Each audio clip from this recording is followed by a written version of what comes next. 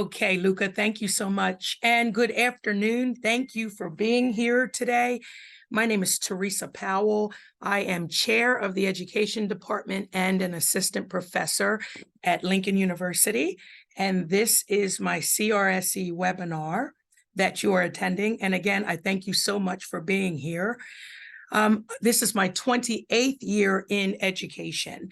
And for the first 22 years, I was a K-12 educator. So I served as a teacher, an assistant principal, a principal. I supervised mathematics. I directed elementary and middle schools and had a brief stint as assistant superintendent. So I have served in every role in K-12. And 6 years ago, I transitioned to higher ed. So I am in my 6th year here at Lincoln University. I'm so excited to be here at higher ed because I think I'm able to utilize my experiences to help prepare our pre-service and in-service teachers to be effective with young people in our public schools. My father, I have to speak about him because he's going to trickle through here in my presentation, but I grew up very humbly in the projects in Coatesville, Pennsylvania. But my father always made education very important. So I remember from the age of 3 or 4, him sitting me down at his card table and teaching me how to read and how to compute, so that when I went to elementary school to kindergarten, I knew how to add, subtract, multiply, and divide, and I knew how to read. And that was so different from other Black children who grew up in my community in the projects of Coatesville. So I started off with a great head start thanks to my dad. I embraced education and I absolutely loved it. I have 2 sisters. Their experience was not exactly the same. And it's very interesting because we have the same mom and dad, grew up in the same household, had the same exact teachers, but our experiences were very different. But anyway, getting back to the presentation, I will be walking you through some of the content that is found in our Cultural and Linguistic Diversity course. So the first thing I would like each of you to do is to pretend that you are hosting a dinner party. You get to invite anybody, any 5 people that you'd like to. They can be alive, they can be deceased, they can be famous, they can be infamous, they can be everyday people. You get to invite any 5 people. Please take 2 minutes and think about who those 5 people would be. But more importantly, I'd like you to share out with us who they would be and why. So just take 2 minutes. You might need to scribble it down, write it down. You might not. But who would those 5 people be at your dinner party? Anybody on earth you could invite.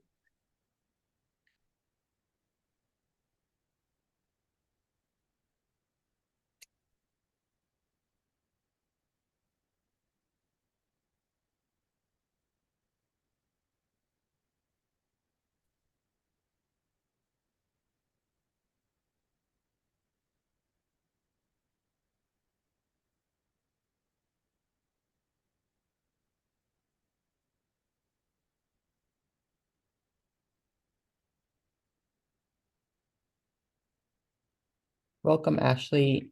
Teresa, Ashley just joined us. Do you want to repeat the instructions? Sure. Hi, Ashley. Thank you for joining. We are pretending that we are going to host a dinner party. You get to invite any 5 people that you'd like to. They can be currently alive, they can be deceased, they can be famous, infamous, or just your everyday run-of-the-mill person. Write down who those 5 people would be, and please share with us why you selected them. And we're giving each person about 2 minutes to do that. We have about 1 minute left. Ashley, we'll make sure you go near the end so that you can hear some of the other folks and what they have to say.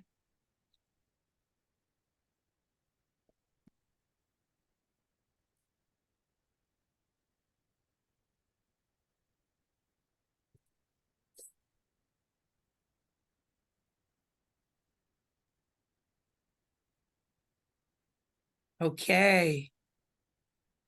All right, we're going to get started from my screen, and I'm going to start with Brittany. Hello there, Brittany. Who are the 5 people you would invite to your dinner party and why? Hi, Teresa. Okay, so the 5 people I would invite are, they're not in any particular order, but Elon Musk, Oprah, Michelle Obama, Gordon Ramsay, and my grandfather. And why? Tell us why, if you don't mind. You selected those 5. Okay, yeah. So I picked Oprah and Michelle Obama because I think that they are strong Black women, and I love looking at their leadership. I picked Elon Musk because he's a tech giant, and I would love to have that conversation with him to talk about innovation and where the tech world is going in the next 5 to 10 years. I picked Gordon Ramsay because he's just a personal favorite. I love him. I think he's a great businessman. He owns about 50 restaurants around the world. And my grandfather, just to get some insight from him. I never met him, but my family speaks highly of him, and I would love to have a conversation with him. So those are my 5. Okay, Brittany, thank you for sharing. Deborah. Hi, can you hear me? Yes, we can hear you. Deborah Johnson, correct? Okay, hi. My dinner party would also be Michelle Obama because I just finished her book and enjoyed so many different poignant perspectives that she gave me and that I used. Nikki Giovanni because I have a love for poetry, and she came to my high school when I was young, and she just blew my mind with ego tripping. Shakespeare, because I am a lover of the arts. I just can't imagine how that man's brain put all of these fabulous prose and tales and just I just find his writing to be biblical. And I would love to have sat down with a conversation with him. This is an unknown. Mr. Saylor was a little white guy, and I have to say I'm African American. He who gave me my love for science and mathematics. He was on my block when it used to be integrated, and when the blacks started moving in, and we're talking about the early '60s on the block. The whites started moving out, but I got years of training and love and support from Mr. Saylor, who was a scientist. And back in those days, the neighborhood was really truly a village, and he taught all my brothers and sisters, and there was 7 of us. And the last one is the reason why I am an educator. It was a little woman. She was 5 feet tall, 100 pounds soaking wet, Mrs. Demler. She was a Irish redhead, fiery with one crooked index finger. And I just loved her. She was strict, but she was loving and kind. She opened up her world to us. And I was one of the first to be bused with the Brown versus Board. So I was in an integrated school with a lot of stuff going on, but I learned a lot. So Mrs. Demler was my first real true love with why I don't get some of this racist and biased attitudes, because she was phenomenal. Deborah, thank you for sharing. I have goose pimples. Oh, good. Thank you. Luca, we're going to ask you to share. Thank you. Yeah, Deborah, the way you described all of those people was amazing. And I see your love of language and arts coming through in the way you were able to describe them. For me, the 5 that came to mind, I don't actually know what their names would have been, but I think it would be very interesting to have a conversation with 5 of the people in my family, specifically on my mom's side, like one of each generation going backwards. So like my grandmother, great grandmother, I feel like grandmothers and not grandfathers for some reason. And just going back 5 generations and gather them all together to talk about like what changed and what their lives were like and like what they would hope for the future. I think that would be very cool. Thanks for this question. Very Very thought-provoking. interesting, Luca. Wow, that would Love be that.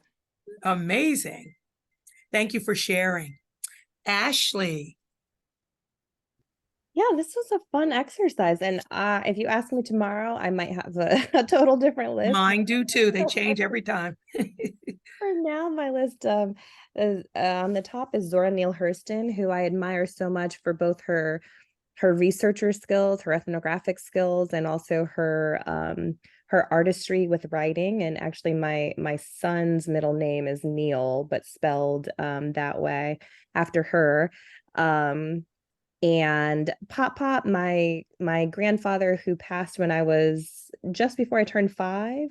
I just never got to know him that well, but he's my dad's father. And my mom, who is very finicky about the people who she endorses, always talks about him as being one of her favorite parts about integrating into my dad's family. So I would love to get to spend a little bit more time with him.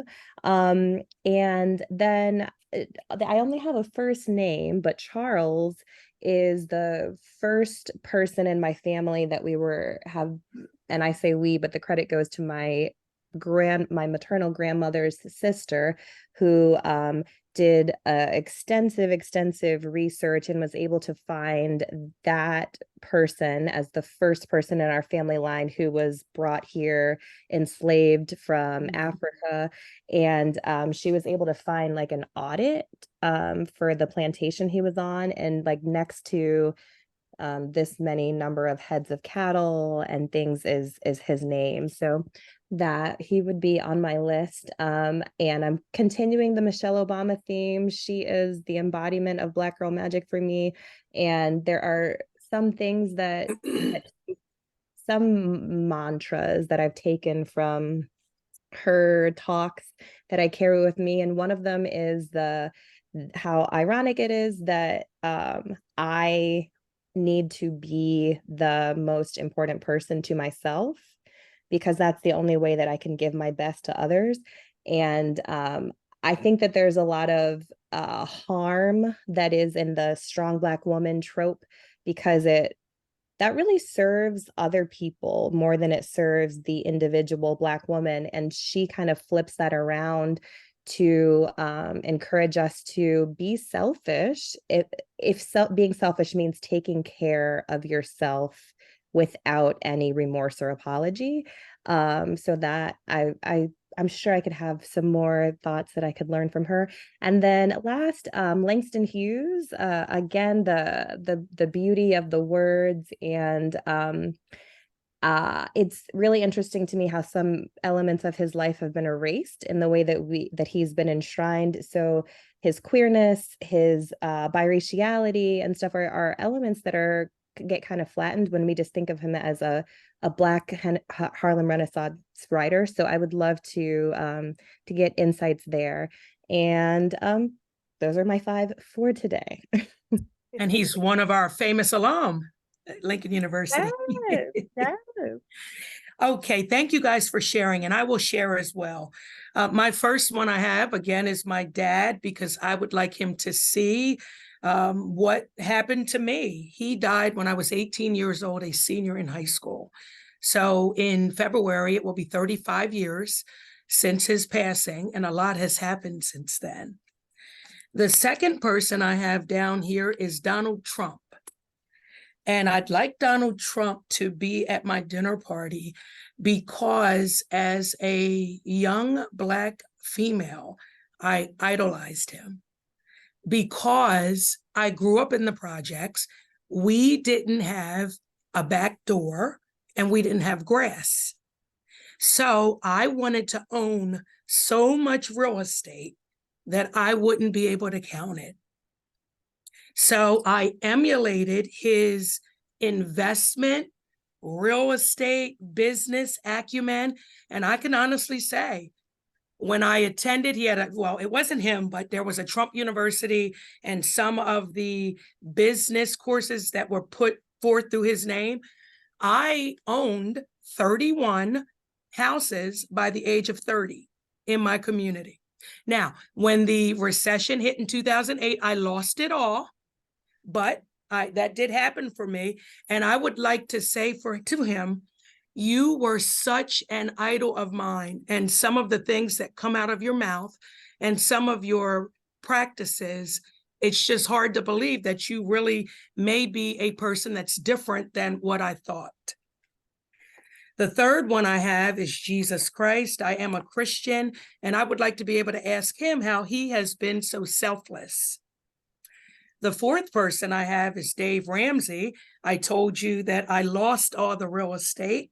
Once I did, at one point, I was $750,000 in the hole with all this real estate when it collapsed on me. So I just wanted to get to zero. And I used to say to my mom, some of these people who are living on the street, they have nothing. But I'm $750,000, at least economically, below them. And I just want to get back to zero. So Dave Ramsey, and he is this finance guru who says, stay out of debt, don't get in debt, and you'll be fine. And I kind of subscribe to his methods now. And then the fifth one, Linda Darling Hammond, a noted researcher. The single most important determinant for what students learn is what their teachers know.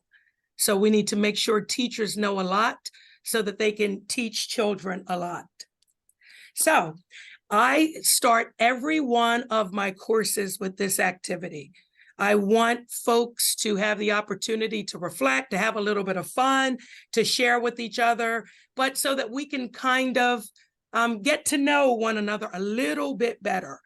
So it's been very popular, and over, I'm going to say, the last 10 years, I've utilized it in when I was an adjunct, and then now as a full-time faculty member here at Lincoln University. So thank you for engaging. I appreciate that. All right. So membership on the culturally relevant and sustaining education community of practice. I participated in this project because I really wanted to learn. I wanted to gain confidence in introducing and implementing the competencies at Lincoln University. Back in the fall of 2022, I knew very, very little about them. And folks at the university knew less than I did. So I knew they were coming down the pike. We needed to embrace them and at least start having conversations about them. So through participation in the COP, I learned a lot, including that there are many educators statewide who are on the beginning track of learning and implementing. So I learned that it's not anything you need to be embarrassed about, your limited knowledge. Just get in there and participate and let others help you and you help them. So it has really been a great process for me. And I feel much, much more confident in what I need to do and what we need to do here at Lincoln to assure that the competencies are embedded within our teaching programs.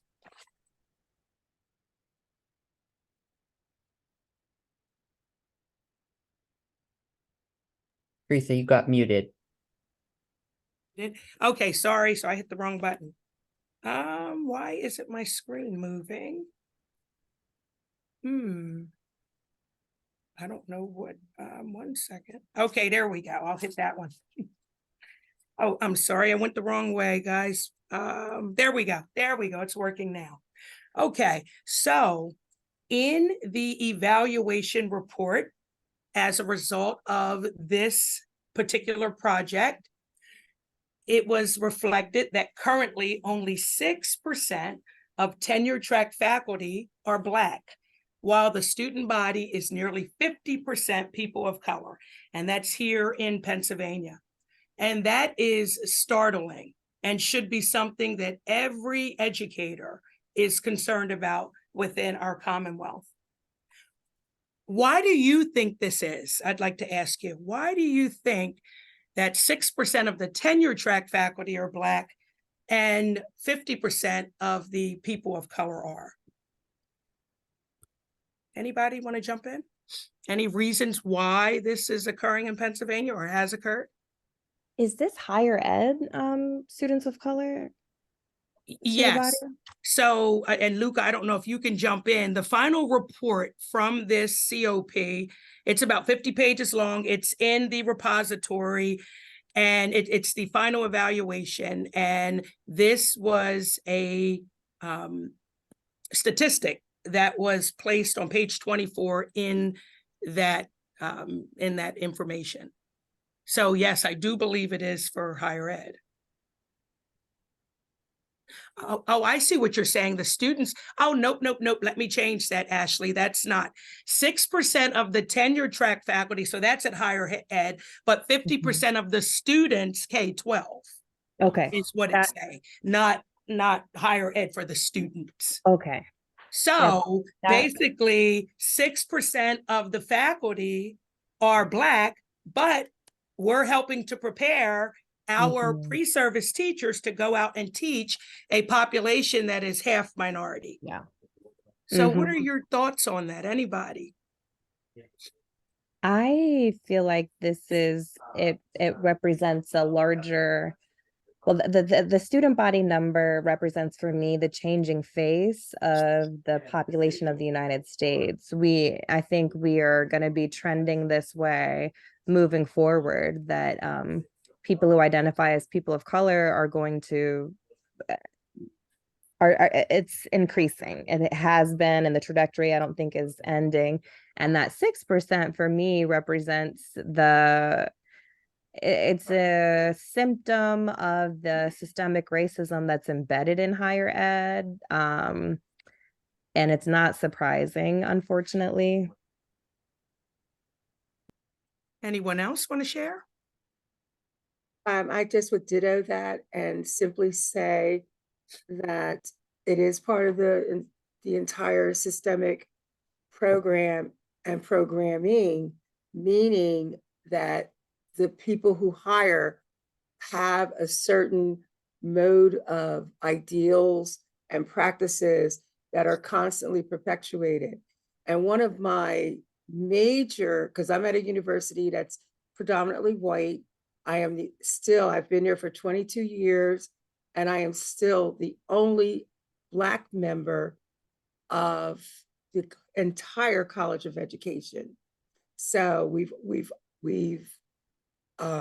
hired 2 adjuncts, and for some reason they never seem to add up, and they never seem to hit the mark. They're not a good fit. It's all kinds of reasons, but I don't believe, one of my struggles, I'll say, is we're incorporating this critically culturally relevant training programming into the curriculum, but we have blocks of persons with the same status quo of thinking, the way they maneuver, and they're simply not exposed to enough information and readings and backgrounds to fully understand, I think wholeheartedly, what all of this means.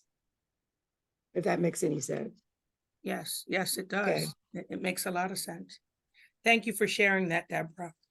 And what I want to share to these statistics is at Lincoln University, I think we have an opportunity. And okay, so I think we have an opportunity here. We are a historically Black college or university, and we are the first degree granting HBCU in the nation, established in 1854. But when some people hear HBCU, they often think diverse. In the fall of 2023, 96.6% of the students in our education teaching programs self-report as Black or African American, and 3.4% self-report as biracial. So not very diverse at all, at least racially. 100% of the faculty in the education department identify as Black or African American. And Lincoln University does not have an undergraduate education program. We only have a post-bac program. So every one of our students, I would say about 95% of them are already practicing teachers. They're employed either in the school district of Philadelphia, or they are in local charter schools, and they're here to get their certification and or their master's degree. Lincoln University is located in the southern part of Chester County in Pennsylvania, but our grad center, where the education department is located, is right in Philadelphia. So we're right next to Drexel and Penn, right there in University City.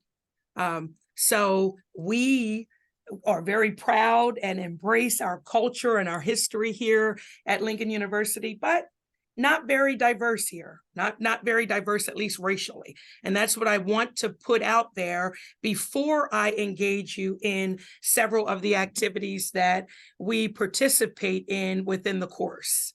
Okay, so I'm going to share with you some of the thoughts of my students. Your students' thoughts or your thoughts or others' thoughts could be different.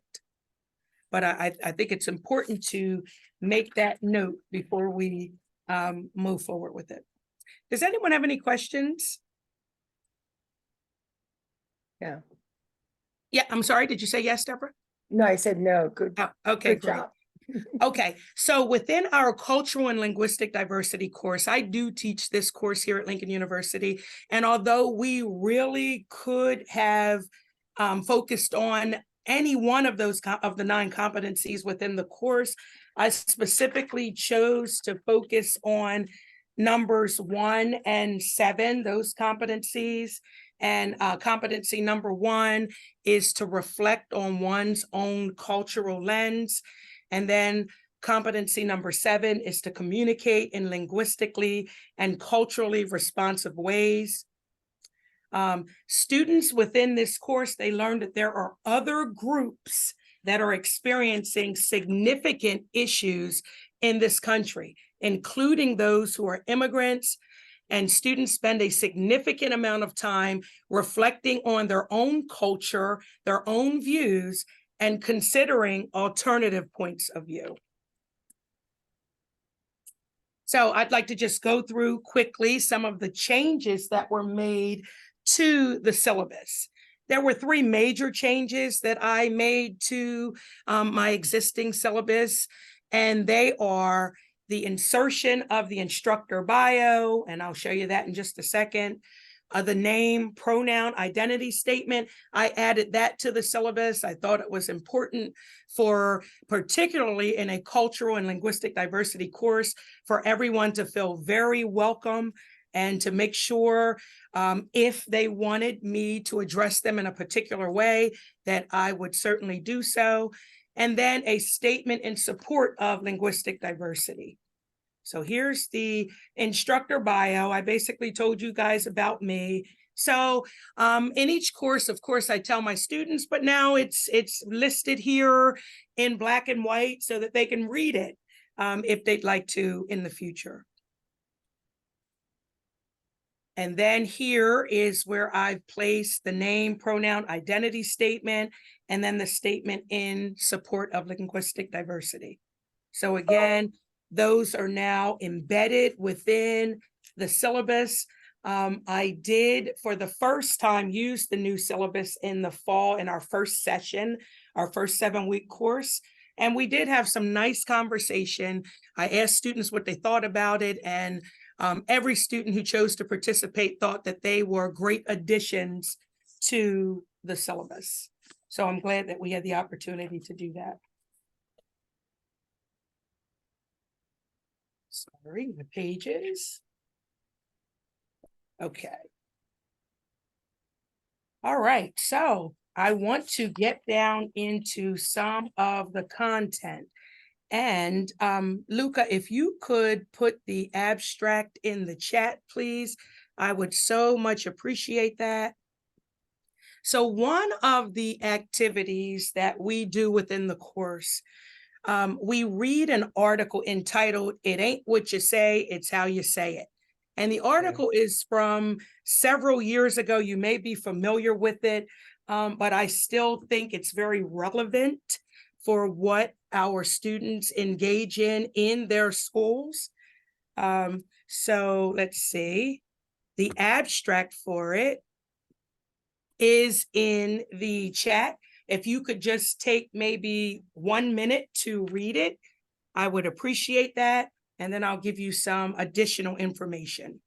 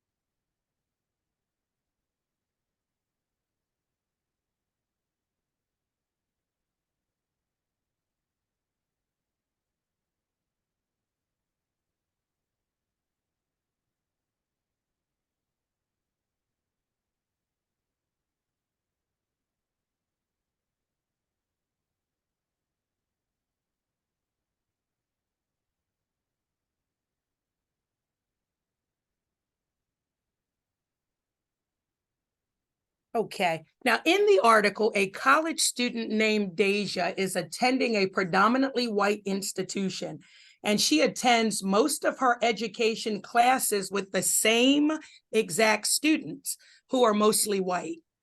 Deja had always thought that she was an excellent student and was told so in high school, but she was not thinking so recently.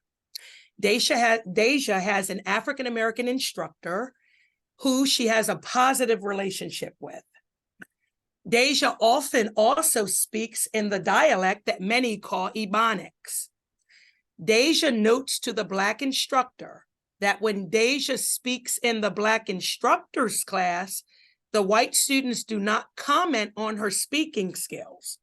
But when she is in her other courses with white instructors, the students feel very comfortable correcting Deja and how she speaks and any other of her linguistic qualities. So one of the prompts that our students are given is to answer this question. Should a goal of perfecting the teaching and learning of English in America be the learning and teaching of perfect or standard English? So if you could think about that for a few seconds, and maybe if you wouldn't mind, share out your response to that.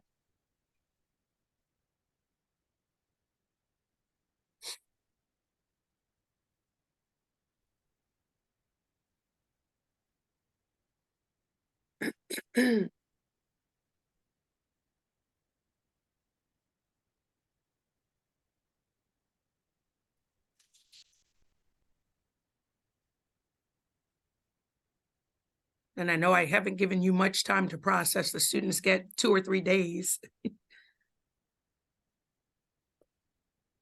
But should that be a goal?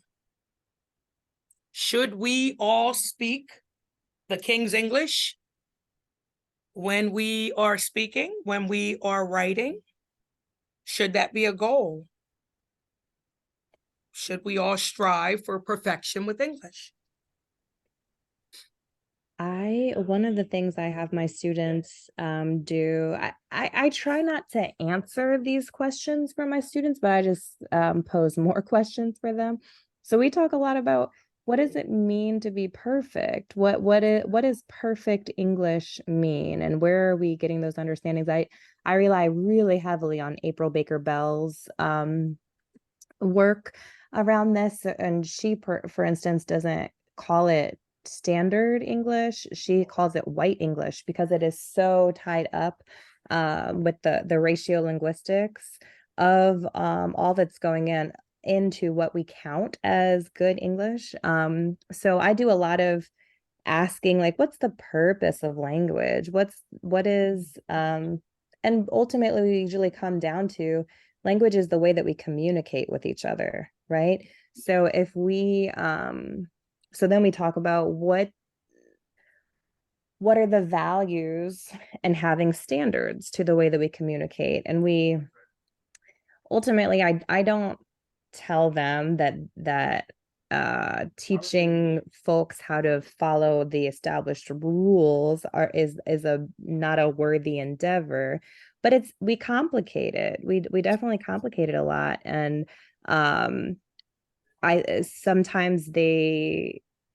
I teach at a predominantly white institution where almost all of my students are white women, and we go through some different examples. And it's very interesting how, for instance, acts instead of ask, which is a very Black English pronunciation of the word ask, they're like, no, I would correct that, blah blah blah, that's not proper.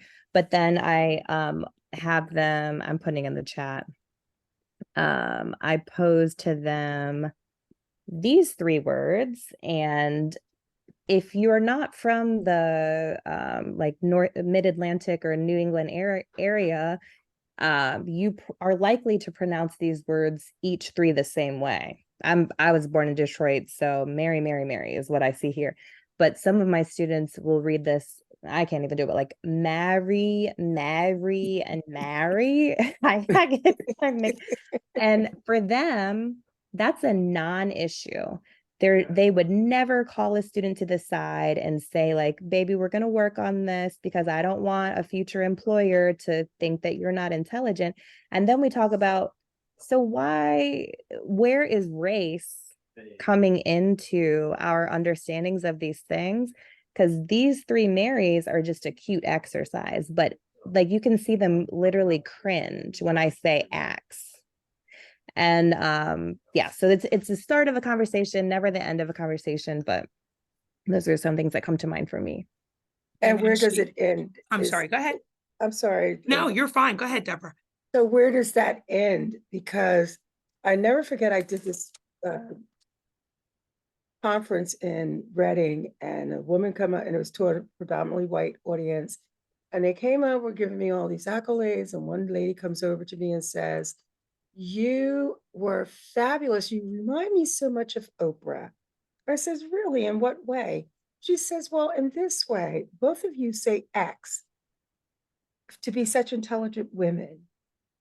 And I will never, and I said to her, is there anything else that you got out of the conference? You know, other than I mispronounced that word to you, but did you understand what I meant? She said, "Oh yeah, I do. I do when Oprah says it, but is that something that intelligent Black women do?" And it was a real question for her. I don't think she was being mean. I just felt the nature of perpetuating the king's language, which we got away from, I thought, but we haven't, because we still want things to be presented in a certain fashion, in a certain way, in order to call it real communications. But if I put up examples of, say, dialectic poems of things from Zora Neale Hurston, things from even Langston Hughes, things from other periods of writing, and they were very, very well known and monumental writings, but the grammar was not what was considered standard or King's language worthy, but they were phenomenal and everyone understood it. So is communications and language about communications? Is it about getting a point across? I can take you to some Black churches that will knock your socks off, and there's 1,000 grammar mistakes, but you got it once you left there. And then I can take you to another congregation or outside of my particular faith, and I enjoyed the sermon, but it was so non-communicative in terms of appeal, attractiveness, content, but it was perfectly written. So what is communication? What is language? Where do we draw the line? Where do we say, this is real and this is not? I always have a problem with my teacher candidates because they don't want to get in front of a class and speak. And I said, why? You're going to be a teacher. Oh, I can do it in front of kids, but I don't know that for certain. They said, because my peers are so critical. Yeah. And I want to make sure I say the right thing in front of you because you speak so well. And I said, I don't care how you're speaking. Let's just have a discourse where you're telling me your feelings, getting to the bulk of what it is that I'm looking for. And don't worry about the mechanics right now. Let's just talk. And so, you know, I have one grandchild. She's 5, and it's so interesting to me to watch the development of language and how she acquires things. And I say to myself now, because all of this is so important and issues for me because of her, but the way she takes language in and the way she understands things, it's amazing to me. And I know I wasn't like that when I was her age, but because there's so much information out there now, and so many ways to say things, and so many, that Mary is excellent because there's so many combinations of that. Right here in Pennsylvania, you go to Pittsburgh, it's a Zepp for a sandwich, and in Kutztown, it's a hoagie. And in another part, in Philadelphia, you know, it's a a hoagie as well. So everything Or changes a from sub. region to region, or a sub. Everything changes from region to region, meanings and meanings, and who's doing that? And who gets the dominance of the language? I guess my point is communications and writing. I know you can't write a certain way to do a dissertation, but I've seen a lot of mistakes in dissertations. Mhm. They were printed and went through the process and no one ever caught them. So does it make it invaluable? No. There was an error. So what? So that I don't know where to. I like the idea of not answering and just giving another question. I like it where there's deeper meaning and deeper thought. That I appreciate that. Thank you. Anyone else? Don't feel obligated. But Ashley and Deborah, I so much appreciate your responses. And yes, it does elicit additional conversation, additional questioning within our classroom. Students are always asking, they're always asking why, when I speak, it's not enough.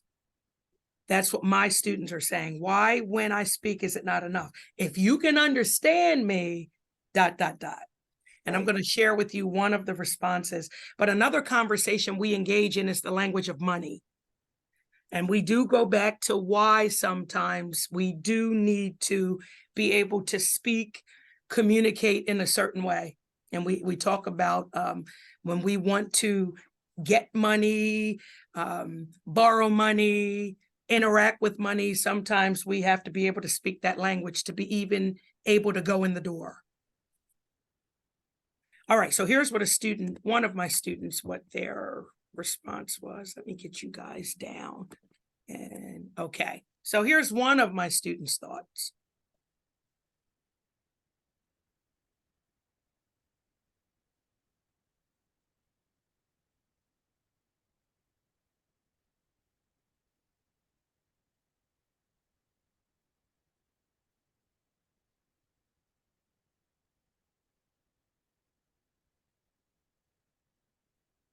And then we continue, we talk, they put in Ebonics here, but I told them my first year teaching, 96, 97, back in 97, a school district in California, they mandated that teachers learn Ebonics.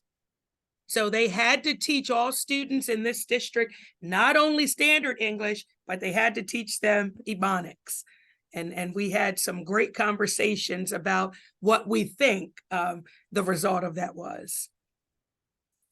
All right, so, okay, well, let me just move right along. We're running out of time. The next thing I want to share with you, get you guys down here. Okay, and it is the immigration debate. And pull that up for you. So the immigration policy, we discussed the policies of Obama, of Trump, of Biden, and we watch videos with each president speaking and showing interactions that are occurring at the border between the United States and Mexico. So we have a really good conversation about immigration. Many of our students were not aware of things like DACA, were not detail oriented when it came to immigration practices. And they were learning, oh, so other groups are going through some things as well. So I think it was important and instrumental for them to see that it's not only African Americans who have issues in this country. We have to expand beyond that and see that there are other folks too who have been affected by some of the policies implemented here. So the immigration debate in the U.S. continues to be a vibrant political firestorm that many believe is racially motivated. There are 6 different videos that we watch in class that we have a great conversation about. And again, I talked about Obama's policy, Trump's, Biden's. We talk about DACA. We talk about immigration at the border. But then students, we have a good conversation about whether or not immigration practices and policies, whether we think they are racially motivated. And then we also discuss if their position changes based on whether immigrants entered the country legally or illegally. And right there, we have some good conversation. Most of the students often say, no, it doesn't matter. But a few say, you know, if folks are not here legally, then should they be able to stay? And some students don't think that that should be able to happen. And then finally, I went the wrong way. Wait, I'm sorry, go back. Okay, as educators, we're required to educate all students placed in our schools, regardless of how they arrived here. How does this affect your position? And we watch a video of a teacher, and this occurred, I believe it was in 2017, recently after President Trump was placed into office, where this teacher called ICE on a family, one of her students' families, because they were not here legally. And we had a good conversation about we're supposed to educate whoever's in front of us, right? But this teacher felt very comfortable outing her student and family based on the fact that she thought that she had protected speech there. Any thoughts on that? Deborah, you were going to say? Don't even get me started on that one. But the ELL and the trend now is looking at English language learners and all that's involved in that. And many of them are from the Latino background and come here for many different reasons. They've been here forever, cleaning house. I call them the substandard slavery culture, because they were in the rich folks' houses and doing things for them and getting salaries, raising their children almost as subservient as another slave culture. And it was okay then until the racially motivated perspectives started taking over, and there was a need to count. And I think for me, in our country, everything is the bottom line is economics and money and what that looks like and how it translates. And to gain control of other immigrant populations, there has to be a tag, a way to control and a way to get an economic driving force to educate and populate our country. All of that are the motivations from my perspective and historically. So I believe that, first of all, I believe that teacher was totally out of her range. Why does she care who is sitting in front of her? We educate our Charles Mansons and the folks who don't look like anything any other way, but come out of our education halls and do horrific things to our society. Many of these folks are here because they need up on life and coming out of a society that has been detrimental to them. And they're coming here freely. So why we're a nation that perpetuates that, why aren't we trying to find a way and means to continue to educate them? So I believe it is racially motivated. I believe that there are economic ties attached to some of these motivations. And I think that it has perpetuated our schools. I know in my college of ed, we educate anyone who can pay for it, anyone who passes the test. But once they get to the certification part, when the clearances and all this stuff have to come into play, they want to give them another track to get a degree so we can continue to take their money, but they come out of school and they're not real teachers. In their eyes, they aren't certified and they have to do additional things, but they want to take their money. So that's what I mean by there's an economic attachment to it. They don't really care about the people or the purpose of why one comes into this country. So, our human beings we're incredible source. We're live and active and interactive with each other, but many times the regards is selfish and truly highly racially motivated. I think this country is more intense in showing the biases than ever before. The microaggressions are higher than they've ever been. And all of these things play into how we as educators have to take all this stuff, filter it, and decide how we want to give it out, because how we think plays a role in it as well. So there's no clear-cut answer to these. Mhm. You know what I mean? Thank you for sharing. Mhm. Okay, I'm going to move on. So we also engage in a really great discussion on critical race theory. Oh, So goodness. we watch some videos in class, have some good conversation, and I posed the question to them: is critical race theory an authentic depiction of how ingrained racism has affected the achievement of minorities in this country? And I'll share with you some of the thoughts of my students. Here's one of the responses.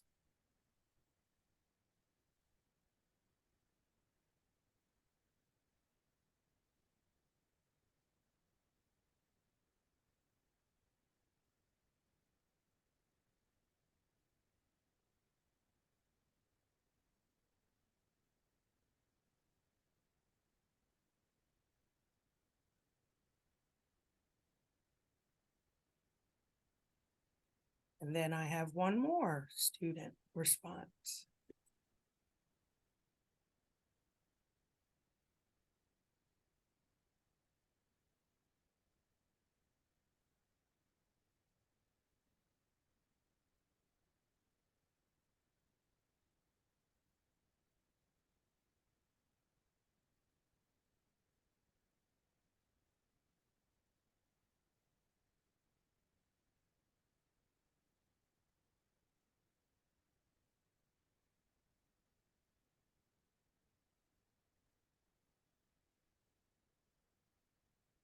Okay. Well, we're getting close to the end. So these different things that I presented to you are some of the really rich dialogue, conversation, interaction I'm fortunate, so fortunate to have here with students at Lincoln. I've never taught full-time at a predominantly white institution. And those of you who have, I don't know what I was going to say, conversations because maybe it's you a can totally share. different thing. Yeah. Yeah, if you are able to have these conversations with your students, and if you do, how they take place. And I think I have about 2 minutes. Well, I Anyone? won't monopolize the time, but it's a totally different reaction. They don't want their students, especially for K through 12, exposed to all of the things. They don't want name blaming. They don't want to hear what happened in the past that they did negatively, because it'll affect their kids. So it is a totally different reaction. Some want the truth, some don't want to hear it. Mhm. Anyone else? I think that part of humanizing, I love that you added into your syllabus the kind of about you statement, because that's one of the strategies I use, is bringing in as much of my own personal experiences and my kids as much as possible. I have a 5-year-old and 12-year-old, and so one of the rebuttals I have for what you were just sharing, Deborah, as part of the reservations, is I talk about how my son and I, my 12-year-old and I, had a conversation about book banning and why books are getting banned, about making kids feel bad. And his response was, well, how do they think I feel as the only Black kid in class a lot of times? Like, Absolutely. and I think when my college students hear things like that, it sparks just different thinking. Yes. Again, if I operated in answers and solutions, I would be On the therapy couch every day. yes. Right. So starting conversation, sometimes that is a victory. It Mhm. is. It is. Okay. So Okay, I have 1 minute left. And what I want to say to you guys is thank you so much. We could continue this conversation for a really long time, but I wanted to give you guys a snapshot of what we're doing in this course, some of the things we've implemented, and how we're inspiring our students to go out there and just change these public schools, to take up space and understand that their reality is true, it's powerful, and we need them to fight for kids. So thank you so much for attending. Thank you, Teresa. You did a Yes. great job. Thank you. So here is my contact information, tpowell@lincoln.edu. I put my cell phone there. If you want to connect, if you have any questions, if you have any information you want me to send you, or if there's anything I can send you, please feel free to reach out. Thank you.